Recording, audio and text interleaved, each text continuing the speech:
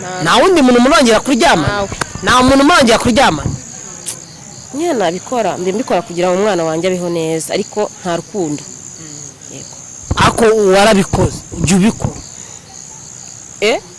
ndabikora ariko nkirinda namwe uko mumbona gutya ntago musanze nteze ku muhanda kubw'urukundo iyo wabikoze kubera urukundo oya nta rukundo ubikora kubera iyihe mpamvu mbikora kugira ngo umwana wanjye abeho neza namara akarisanya namara gukarisanya hahandi umuntu yiyumva mundi mukajya mu gikorwa bimbwira nkaho uri kunkarisa kugira mbashe kubyumva neza iyo mumaze gukarisanya gutya ngahita numva napfuye urumva ubishaka mfasha etape ndikumva wa mukobwa ashyuka vuba ndi umugabo nkaba n'umugore ubu mundebe ukunguko ndi umugabo ndi umugore none ubu n'umukobwa wa murongora oya byose nabikora ariko kuki si uri umugabo ukaba umugore byose niko ari mbyikorera kuri iki gihe ntabwo wabona umukobwa bivuze ngo uri icumi tukinyaza oya kandi uri umugabo ukaba umugore oya rega ubugabo ntabwo ari ukurongora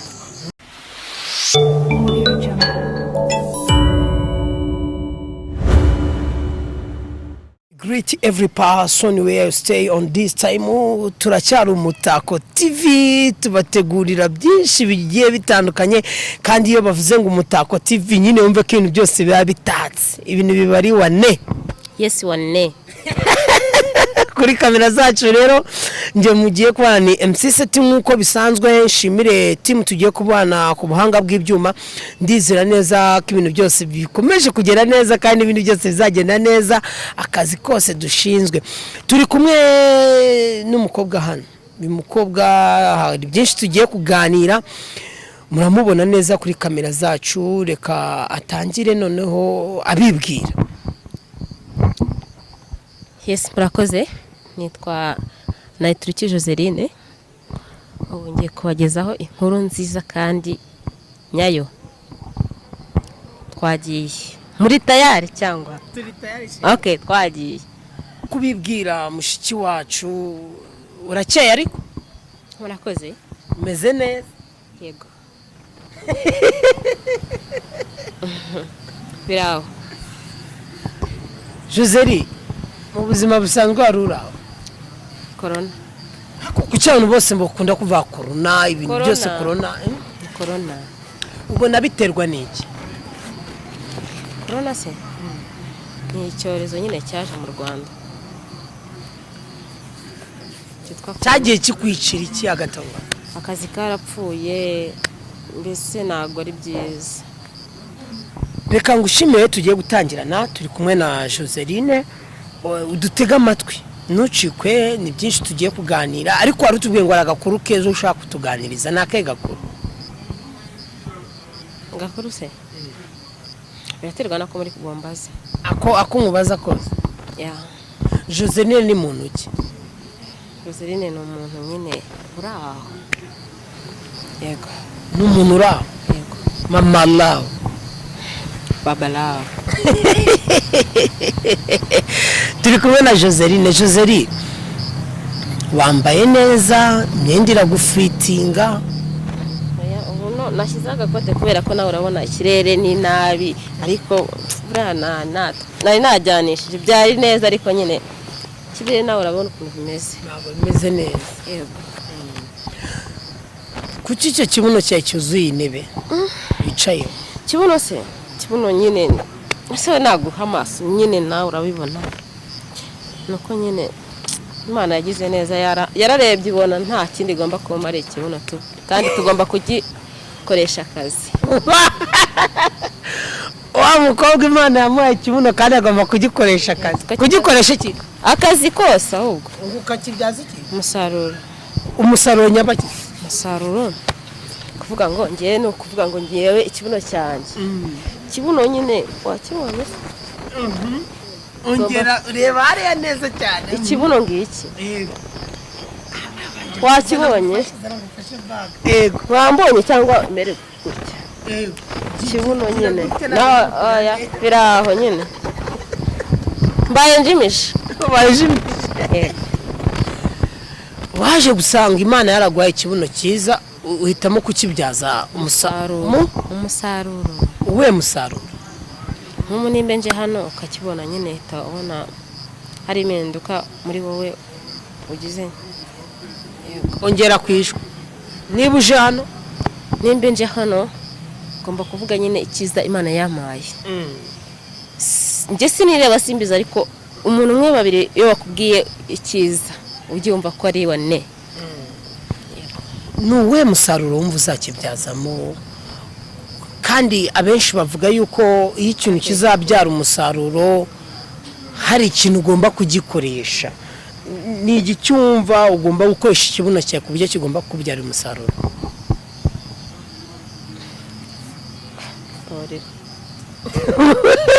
kwisuseka ikibuno tuba tubiretse. Ego. Unyenda nyine nsanga e-box akoresha akusha ufite mu kanwa heza. mu kanwa se cyo nzi cyari kibona, ariko ibyo ngibyo bindi ntago mbizi. nta muntu arabikubwira. Ego. ufite agahanga keza. Iyo imvura ngewe ikintu nkundira agahanga kanjye, izuba rivuye ntago rishobora gukubita mu maso kubera agahanga. N'imvura iguye ntago igwa hano ntago yinjira, iguma ku gahanga nyine. bivuze ngo Joseline Imana yamuhaye ikibuno kandi agomba kukibyaza umusaruro. Imana yamuhaye agahanga kandi ikamukingira izuba. yaguhaye umutaka. watubwiye ati Joseline ni umufiyemere. Yego. kuki wabaye umufiyemere? niko nisanze. wavutse se uri umufiyemere? Oya. Abasore b'Ikigali se ntago mwiyizi nyine. ntago ndi nawe ureba kuko nawe yari nkawe, yari nk'abandi nyine. abantu bagira amarangamutima atandukanye. nayo nari mfite icyo gihe kuko nabyisanzemo, ariko ntago ubu ngubu aho ngereye aha ntago ari ukuntu imeze, ubu narahindutse nabaye ndi wundi. umufiyemere ni umuntu wabyaye, umuntu wibarutse, umuntu w'umubyeyi. ese urwo rugendo warutangiye gute? umufiyemere ujya kubyara umunsi bagutenda cyangwa usama iyo nda ya mbere wari ukiri isugi? Oya, ntago nari isugi. kubera iki? nagiye kumva,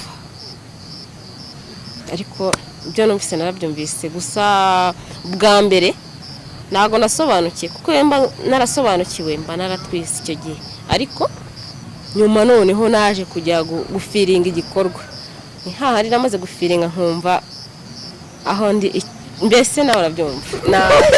reka tuzimize. bivuze ngo bwa mbere ni waryohewe, bwa kabiri wararyohewe.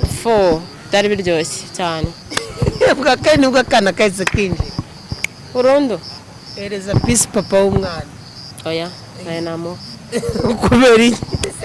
hari impamvu ntabwo ari ngombwa. ku giti cyawe gihari. nuko urasamye. ukimara gusama wabyakiriye gute Joseline? mu gusama kwanjye numvaga ari byiza, ariko ntabwo byampiriye. nta byishimo nagize. abagabo ni abagome. mu buhe buryo? umugabo twabyaranye yarampemukiye. Yego. yaguhemukiye mu buhe buryo? mu by'ukuri njyewe umugabo, umugabo mwiyumve, ntuzaba we utaraba, ariko mwiyumve. njye ndacyari umusore, reka abagabo mwiyumve natwe abasore twiyumve. yakuhemukiye mu buhe buryo? gutera inda utabasha kurera, icyo kintu rwose mu gikosore bagabo ntabwo ari cyiza. abagabo mwe mutera inda mutabashije kurera, ako kantu mugakosore, ako kantu ntabwo kaba ari neza. mutanabiteganya kandi murebe n'ubundi buryo mushobora kubigenzamo, ariko ntabwo ari neza. bivuze ngo icyo Joseline ashatse kutubwira ni uko umuntu yagakwiye kubyara yapuraningiye umwana. yego. turi kumwe na Joseline turimo kuganira. ikirere nubwo kitameze neza namwe murabibona, ariko uko biri kose turaza kujya ku musozo w'ikiganiro, ibintu byose ari neza cyane. uyu ni Umutako TV. benshi bahura n'icyo kibazo, akaba yaterwa inda, umugabo ntabashe kumufasha, ugasanga famiye rimwe na rimwe niyifashije, cyangwa ugasanga famiye irifashije, ariko nanone bakakubwira ati reba papa w'umwana agufashe. urwo rugendo noneho kuba ataragufashije wabifashijwemo nande? ibyo bintu wabyitwayemo gute? natwe nujya gutambikiza akaguru, ibyose ujye ubishyira ku mutwe wawe, kuko mama wawe ashobora gukwanga, papa wawe, abavandimwe, inshuti, ibintu nk'ibyo nyine bashobora kugutererana. Ngewe nkimara nivuge ku giti cyanjye, ngewe nkimara gusama nahise mvuga nti nari ndi umwana muto, nahise mvuga nti ngiye gukura amaboko mu mufuka nkore, kuko buriya iyo wabyaye hari urwego uba wavuyemo wageze mu yindi ntera, ukikorera ugakorera umwana wawe kugira ngo abeho neza. Niyo wamusigira ababyeyi, ariko niyo umusize waza wenda muri zino Kigali, kuko twese turababyara tukabasigira ababyeyi bacu, ariko niba nawe uje i Kigali, vuga ngo uje i Kigali, ibyo ukora byose utekereze ko wabyaye umwana wawe, mukurikirane. Nubwo waramusize mu cyaro, bajye bavuga ngo mu cyaro bakunda gukoresha iyi mvugo ngo cya gikobwa cyo kwa kanaka cyabyaye umwana kiramuta. Ibyo bintu ntabwo ari byiza rwose. Bakobwa twisubireho, ntabwo ari byiza.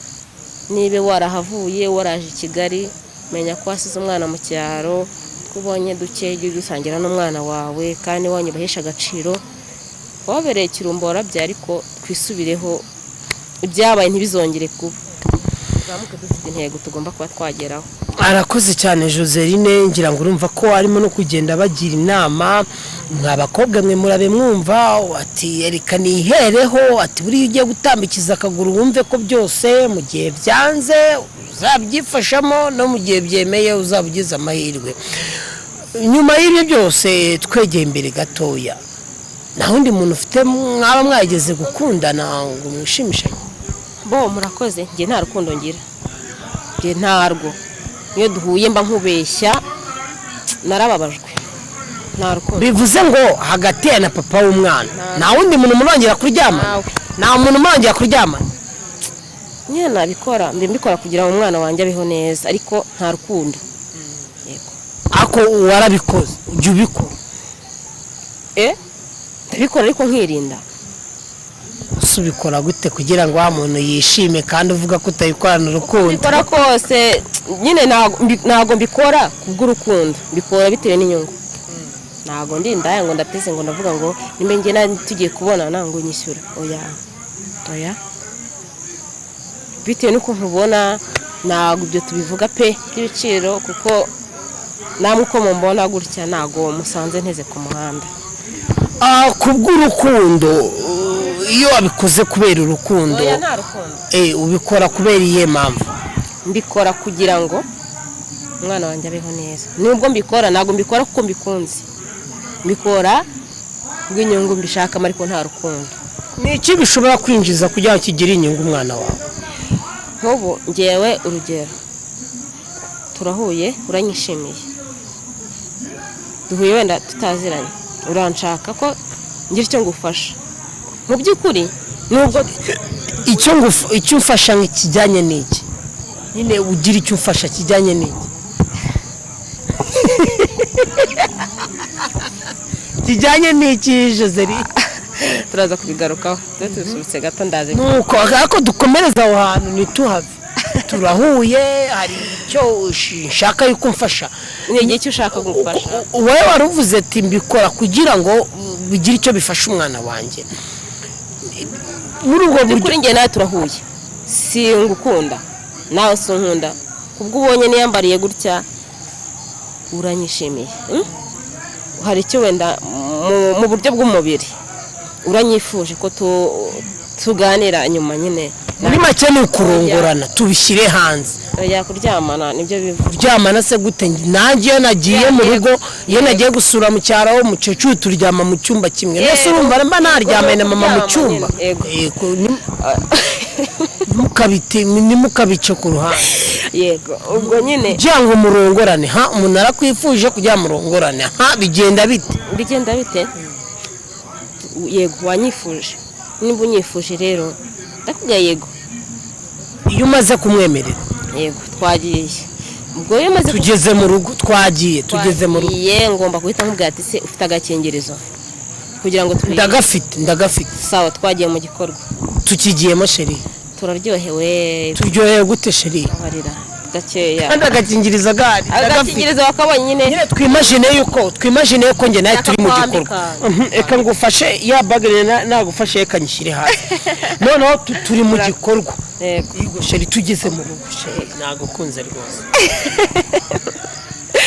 ibyo bindi byo tubireka ariko nyine twageze mu gikorwa nakwambitse agakingirizo nawe bikurikiyeho murabizi uzi no gukambika umuntu ntabwo ukiyambika ku gace ntabwo Joseline atanga ke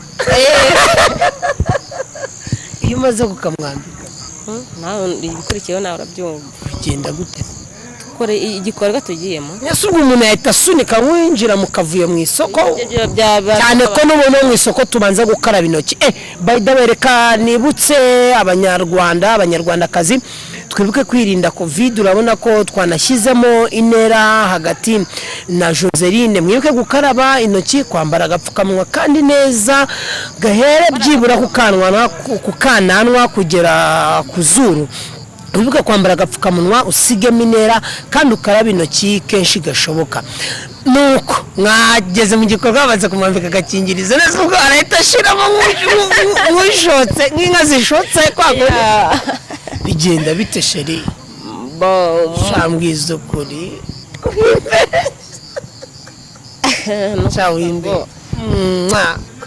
murakarisanya aha mwamara gukarisanya hahandi umuntu yiyumva mundi mukajya mu gikorwa bimbwira nkaho uri kunkarisa kugira ngo mbashe kubyumva neza iyo mumaze gukarisanya gutya ngahita numva napfuye urumva ubishaka mfasha ino etape ndi kumva wa mukobwa ashyuka vuba oya ntabwo nshyuka vuba yego ariko nshyuka nyine ibyo biganiro ni bibi iyo mumaze gukarisanya basi tunakiveho twiganirira ibindi iyo mumaze gukarisanya bigenda bite gusa ni ibindi cyangwa turacyabirimo nyine iyo tumaze gukarisanya turaryamana kandi ibyo kuryamana twavuye kandi bose baryamana twasanze ari ukurongorana kurongorwa no kurongora ubwo biba bimeze neza bimera neza se bigeze biraryoha nyine iyo muri mu gikorwa cyumva ko byaryoshye ndetse tutaruka bari wagiye mu gicu kandi uri mwiza imagine Joseline arimo kurongorwa ahita yumva yagiye mu gicu turacyari kumwe na Joseline twaganiriye twatangiye ikiganiro neza ariko wenda ibyo twari turiho sinabyo cyane twari kuganira nawe reka twegere imbere gato twitse ku byo twari turiho Joseline ubu se umwana wawe umufashe iki uri gukora akahe kazi watangiye utubwira ati kovide byari ibibazo byari bikomeye bimeze bite ubu ngubu byitwaramo gute mbese ngewe uburyo mbyitwaramo ngende umugabo nkaba n'umugore ubu mundebe uku nguku ndi umugabo ndi umugore n'ubu n'umukobwa wa murongora oya byose nabikora ariko kuki si uri umugabo ukaba umugore byose nuko ari mbyikorera kuri iki gihe ntabwo wabona umukobwa bivuze ngo uri icumi tukinyaza oya kandi uri umugabo ukaba umugore oya rega ubugabo ntabwo ari ukurongora nyine bisobanure neza ubugabo umukobwa ejo nambwiye ati ndi icumi tankinyaza so ubwo warumbwiye ati ndi umugabo nkaba umugore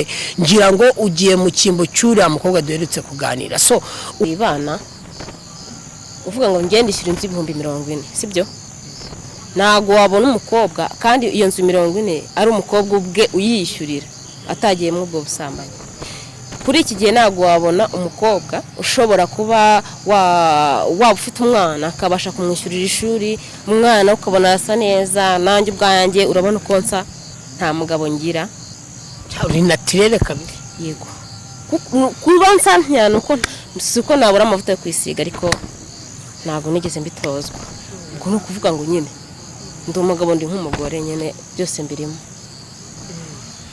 umaze kuvuga ati ndi umugabo nkibera n'umugore ese nk'ubu ngubu uramutse ubonye umugabo uwo mugabo yaba yujuje iki yewe umugabo numva njye nkeneye mu buzima bwanjye ni wa mugabo ntabwo nashaka umurokore oya pe kuko twebwe inzoga nanjye ndakanywa rwose Joseline ashaka umusinzi oya ntabwo nshaka umusinzi ariko hari etape ngomba kugarukiraho ni wa mugabo nk'inzoga akabasha kuba yakontorora inzoga ari kunywa n'igihugu kirabitubwira ati munywe mu rugero. unywa inzoga mu rugero umenye ngo nimba nyweye ino nzoga ndanayikontorora kwa kundi unywa inzoga ugatangira ukavuga ibishegu ntabwo ari byiza. unywa inzoga niba bikunaniye kuyikontorora ushyire mu rufuro rw'isabune burya narwo buriya rujya rukora akazi neza. Yego nta mugabo nshaka kunywa inzoga kurenza ngo ampamagare ngo sheri ngo nasi oya. Ikindi cya kabiri wifuza ku mugabo waba ukeneye. Umugabo wanjye nanjye ni umugabo rwose mwiza kuko ntabwo waba uri mubi ngo ushake umugabo mubi. Ese ubu njye ndi mubi njye turi kuvuga ndi mubi. Uri mubi gute rero? Nyine njyewe mbwira mw'abantu mwambwiye ko ndi mubi gute rero? Uri mubi njyewe nawe nkunda umugabo wiyogoshesheje gutya rwose pe. Nkunda umugabo umeze neza. Umeze neza gute? Wiyogosheshe gute se? Ordinaire iraho. Nese ubu njyewe mfite direde? Nta direde ufite ariko ntabwo ari neza. Kubitamo agabureki shampoo umusatsi ukamera neza ariko ibyo wiyogoshesheje rwose ntabwo mbikunze. Erega nuko ndi umudivanisite w'umunsi wa karindwi. Niba uri n'umudive rwose ushaka kuntereta mbabarira rwose bigiye ariko twaganiraga. Ikindi cya kabiri ntabwo nakunda nanjye umuntu anegeka ibyo ashaka ngo siga idini ryanjye. Idini gumana naryo rero. Ubwo se ku mutwe usanze imisatsi atari kubyifuza bitewe n'ukuntu idini ryacu riteye aho ugasanga hasi rukombo kiyangira regeye ntabwo byavamo. Uko wabikora kose nta kibazo, cya mbere n'urukundo. Yego waba ubizi kubikora waba utabizi. Ese kuki warumbwiye ngo ndi mubi? Impamvu mvuze ngo uri mubi ni ukuntu uyogoshesheje ntabwo mbikunze. Ziyogosheshe se gute? Ordinaire iringaniye nimba ari n'uwo musatsi wawe uko nguko umeze ku ruhande wihogosha shyiramo akabureki shampoo ureke kuba ureke gutukura. Idini ntabwo ribinyemerera. Uko nguko nibyo bikunde. Umusatsi wasa kose rwose ntabwo idini ribinyemerera. Wawogosheshwa umara ukaburupara ntabwo bishoboka. Ubwo rero ariko nabwo nta kibazo. Mu idini ryacu bemera direde. Nta kibazo ngiye ikintu na direde iwacu uhageze bakwamagana. Ikintu ntashaka ni ibyo byose wakora nta kibazo ariko mwe inzoga ujye mu rugero kontorora inzoga uri kunywa. Wa mugabo amaze kunywa inzoga byagenda gute? Ariko rero hagati aho ngaho hari n'abagabo banywa inzoga mu rugo iwabo nimba naje niyambariye gutya naje kwigurira kamwe kanjye mu rugo nta posho yasiza ugasanga ari kunkunda. None namubwira ati sasa jewe rwose mbabarirome 10,000 akaba yayakura mu mufuka umugore n'abana baziritse umwenda mu nda ntago ari byiza. Bavandi subiramo icyo kintu uvuze gisubiremo. Hari abagabo bashobora kunywera inzoga mu kabari mu rugo nta posho batanze rwose. Abo bagabo mwisubireho rwose mujye mwumva ko nimba muje mu kabari mujye mutanga n'icyo 1,000 burya ntago kiba gihagije ariko mujye mugitanga. Yego ugasanga kandi umugore n'umwana bameze nabi biziritse. Oya si ukumera nabi cyane bashobora kumera nabi barwaye ariko noneho uzi kurwara inzara.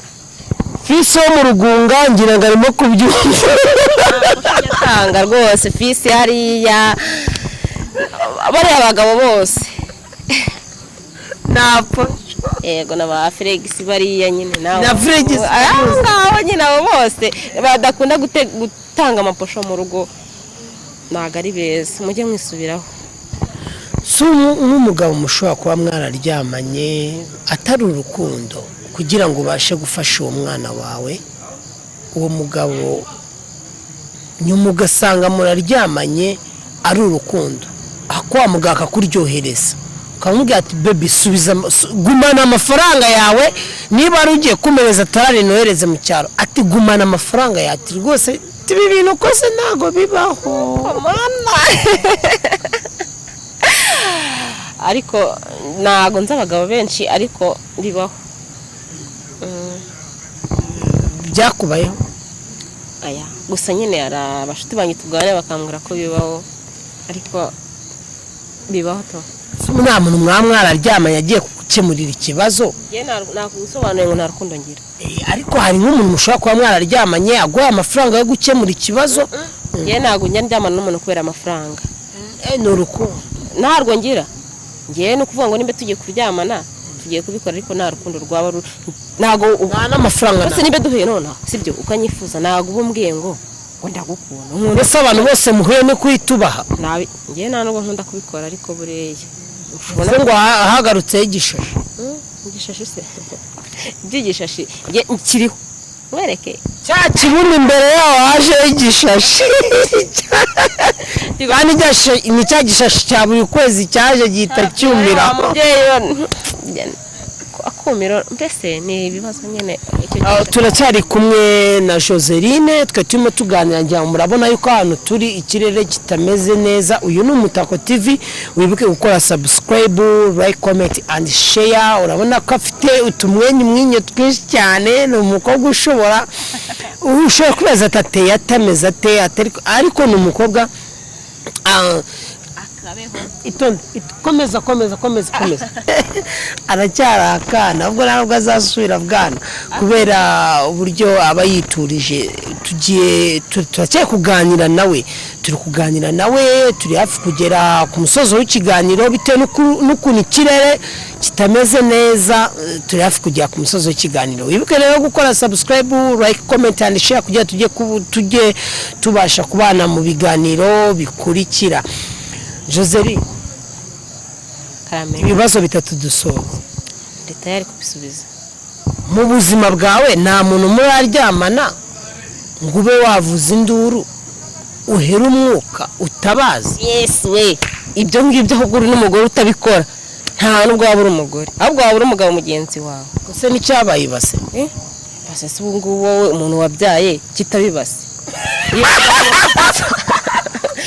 baturuka umwana nawe wabwawe uyu umuntu agiye kubyara umwana abanza iki isuha irameneka oya umwana habanza kuza amaguru igihimba habanza umutwe yesu we Joseline ubu nta nagifite cyavuyemo umutwe w'umwana burundu ifite impfupfu